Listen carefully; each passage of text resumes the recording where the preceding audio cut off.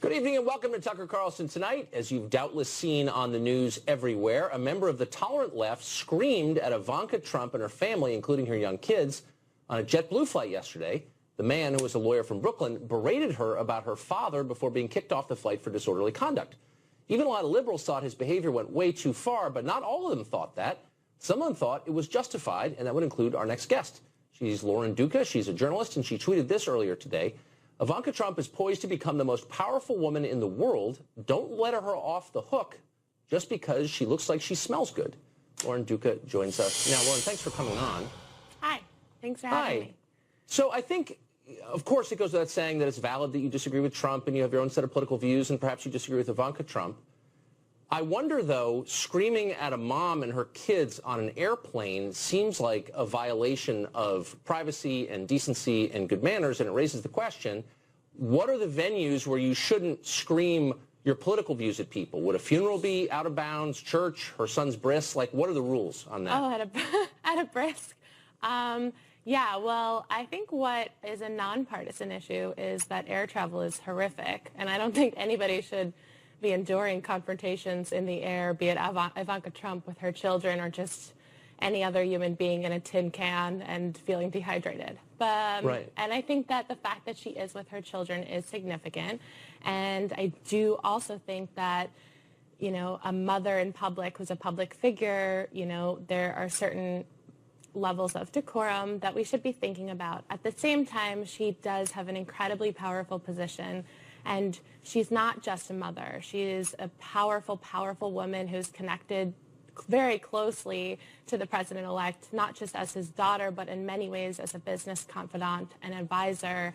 And I think that we haven't quite been able to define what all those roles mean. So while I don't want anyone being yelled at on a plane. I don't want anyone yelling at me on a plane. I don't want to yell at anyone on a plane. But I think that, you know, Ivanka's incredibly compelling brand and presence and role as a mother and successful woman, those are interesting and attractive elements of her brand, but I don't know that, you know, where do those protections end to? Kind of would ask you the same question as the funeral but wait, that's not at all what your tweet suggested. In addition to the one that we just read, you put, I think we can put it on the screen. My tweet didn't talk about the plane at all, actually. So what are you referring to? Well, it was within the look, Ivanka Trump was in the news because she was screamed at on the airplane, and you say, don't let her off the hook.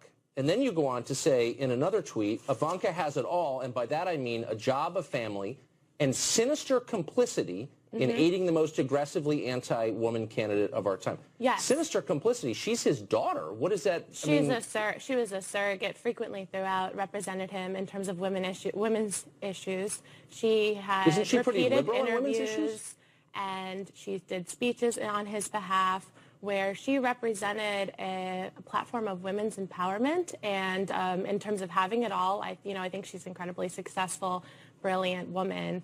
The fact that she was able to balance him out on these issues where he has talked about defunding Planned Parenthood and being against abortion and these typically liberal women's issues that she sort of is a cushion for, I think we need to investigate those things a little more critically, a little more rigorously, and not be blinded by the fact that she looks like she smells like vanilla. Okay, she looks like she smells like vanilla. I mean, who's objectifying women here? I wouldn't say that. Oh, my God. No, I'm actually asking a serious question. My point is she's a beautiful, gorgeous force of nature. I don't care what she looks like or smells like. I mean, what exactly do you disagree with her on specifically? Oh, my goodness. I'm saying that she is incredibly welcoming. She's gorgeous and smart. I mean, she's, in a lot of ways, many elements of her persona are, admirable and something to look up to is what, is a joke. Okay, but you said that she has sinister complicity in aiding the most... Yes, I absolutely believe that. Okay, I'm not backing down from that at all. So it's sinister for a daughter to support her father's presidential campaign because you don't like her father? It's sinister for a daughter to capitalize on the power of feminism and uniting women and empowering women while supporting a candidate who is the most anti-woman candidate this country has seen in decades. What does that even mean? Like, why don't you tell... I mean, she's anti-woman because he wants to defund Planned Parenthood. I'm sorry, is that what I said? I think my earpiece might not be working because that is most certainly not what I said. Okay. She's guilty because he's anti-woman. She's complicit in his, quote, anti-woman positions. To continue to stump and support his positions. But it's her dad. I mean, I don't understand. So I guess the point I'm making is you're drawing this kind of world where everyone who's not on your side is evil and that's is, not what I as said, you put even it, remotely. fair game. That's well, actually, not what that's I what said. you said. Tucker, you said she's, Tucker, quote, fair that's game not what even I though said. she smells good. Tucker, I did not say anybody who disagrees with me is evil. Then I'm going to ask you again. What do you disagree with that she has said? What position that she holds do you disagree with? I disagree with her providing a surrogacy for her father based on an empowerment of women when that is an inherent disconnect between his campaign and her beliefs. You agree with her, but because she supported her dad, she's somehow fair game. I did not say I precisely align with her. I'm trying to understand what you're saying. What that she believes, Tucker, don't you believe? you're not trying to agree with what I'm saying. You're shouting over me every time I speak. It's incredibly unprofessional. I'm asking you a simple question. You're not. Which is, you're actually being a partisan hack who is just attacking me ad nauseum and not even allowing me to speak. Well, Tucker, I think we agree here. Right? No, I don't think we do. We both agree Lauren. that she didn't deserve I think to be it's appalling attacked. that some guy yelled at her on an airplane, and you're saying she's quote fair game. I very clearly and calmly said that no one deserves to be yelled at on a plane. I don't want to be yelled. I don't want to yell at you on a plane. I'll yell at you here, but you're not saying on a that plane. to me because I'm confronting you about it. But on Twitter, on your Twitter feed, where you scream "F you, Donald Trump," "Eat feces, Donald Trump," all this kind of. Wait, what? Well, I can't say the word you used, as you well know. But I said feces, Donald Trump. That's what I said. You said eat, in effect, human feces on Twitter. Tucker, I can't, Tucker, you are talking at this trivial, mundane level of argument. Okay. We're agreeing. Tucker, can I ask you a question? Tucker, can I please? Let me ask you to account for something that you wrote. No, Tucker, and in Teen do Vogue. you or do you not agree that we deserve, as the American people, a level of transparency in terms of Ivanka's role? I think we need to take her seriously and that she's a positive role model and Lauren, admirable in a lot of ways, but that she still requires transparency in flying with her kids on she an represents airplane. in terms of having a government position or being a businesswoman or being a mother. Okay. So we do agree. I agree that anyone who's making decisions about how the federal government runs should have to answer questions about those decisions. Okay? I don't think you should hassle people because you disagree with them in public. And I didn't say you should. So we do. Tucker, hey, we agree. We agree. Here is your description of the Trump administration. You wrote this piece in Teen Vogue, which I guess you write for. Oh, which you guess I write for? Yes. That's not fake news. That's real news. I write for, you guess? Oh, you guess, Tucker? You guess? That's really patronizing. I haven't read Teen Vogue because I'm not a Teen Vogue reader. Well, you have in front of, your producers asked me if I wrote for Teen Vogue. You have my Teen Vogue article in front of you. My name is Lauren Duca, and I write for Teen Vogue. Well, got it. Here's what you wrote. Okay. The road ahead is a treacherous one. There are unprecedented amounts of ugliness to untangle, from deciding whether our president can be an admitted sexual predator to figuring out how to stop him from threatening the sovereignty of an entire religion. Yes.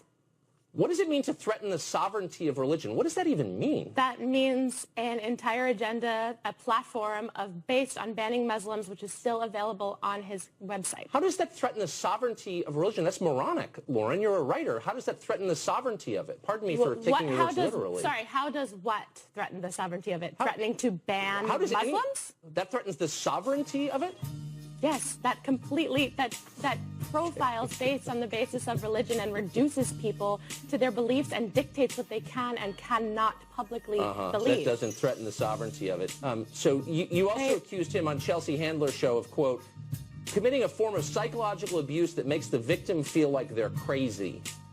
Does Trump make you feel like you're crazy? That's the impression I'm getting. Oh, my God. Are you calling me crazy? That's adorable. I'm asking you. You said on Chelsea Handler, he's committing psychological abuse on you. You believe that? On the American people. I believe the American people, Trump supporters, Hillary supporters, Jill Stein and her cousin, are a victim of Trump's gaslighting. What I mean by that is that he frequently contradicts objective evidence, not that he is abusing me personally. And I think you're smart enough to know that, aren't you, Tucker? I don't know. I just take your words at face value. So did you read the entire article? I did. I also read Liam Payne is 100% certain One Direction will continue. Adriana Grande rocked the most epic thigh-high boots at Jingle Bell, and Black China and Rob Kardashian went through the messiest breakup of 2016. Those are your other pieces. but I'm trying to get to what you're writing about Trump, taking a break from the thigh-high boots, and ask what you mean about him committing psychological abuse on you. A and woman are you okay, can love Ariana Grande and her thigh-high boots and still I'm just letting you know that I read politics. you in Teen Vogue as of today. And those things are not mutually exclusive. You know, now that you bring up Teen Vogue, we treat young women like they don't have a right to a political conversation. Dumb and like you can't be, enjoy Kylie Jenner's Instagram and worry about the future of this country. And those things are not mutually exclusive. So you know what? I did write about Ariana Grande, and I did write about the abusive, bigoted, those pieces were a little smarter than your piece president about of threatening the sovereignty States. of a whole religion. Hillary, you're fired. Fired. Everybody's always blaming me for everything. Now project the winner of the presidential race. CNN projects Donald Trump wins the presidency. All the boys for Trump, yelling MAGA. All the girls for Trump, yelling MAGA. All the veterans for Trump, yelling MAGA. Stand up, get that MAGA, yelling louder.